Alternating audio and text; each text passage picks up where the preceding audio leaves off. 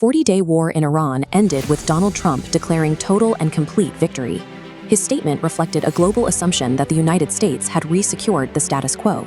But by Thursday morning, as the first ships positioned to transit the reopened Strait of Hormuz, the vessels at the front of the line were 3 state-owned Chinese COSCO tankers. Markets are currently pricing the CCP as a strategic beneficiary, but that valuation rests on a sequence of moves made while the strait was still closed. For 40 days, Beijing supplied the technology that sustained Iran's defense, while simultaneously coordinating the diplomatic pressure to end the fighting.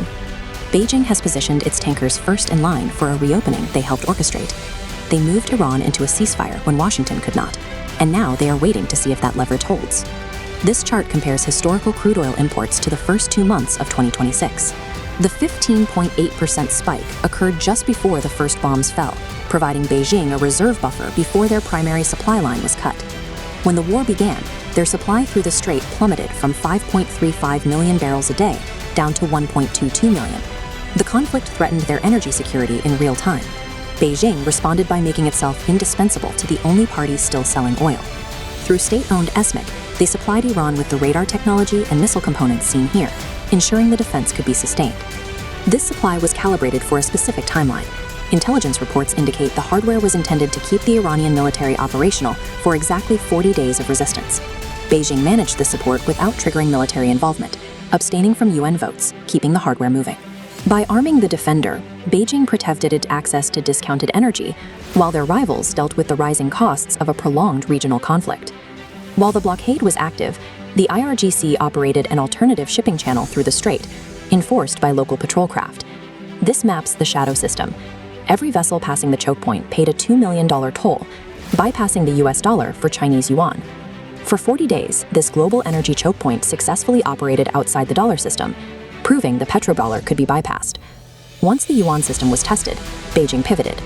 Foreign Minister Wang Yi made 26 strategic phone calls in 40 days to position China as the only power with open channels to all sides. Beijing then used its role as Iran's sole economic lifeline to pressure Tehran into accepting the ceasefire at the final hour. This strategy weaponized peace, allowing Beijing to secure a financial test run of a non-dollar order while publicly taking credit for ending the war. President Trump is scheduled to fly to Beijing in May. He arrives knowing that the CCP moved Iran when Washington had no direct line to Tehran. Trump has already publicly acknowledged Beijing's role in the ceasefire. This creates a diplomatic obligation. By crediting China's influence, he has made them responsible for Iran's future behavior. The trade negotiation is now an Iran negotiation. If the CCP helped deliver a ceasefire, Trump will now expect them to deliver a permanent deal, using their trade concessions as the price of cooperation. The fate of this arrangement will be decided during the framework talks in Islamabad. The demands are structurally incompatible.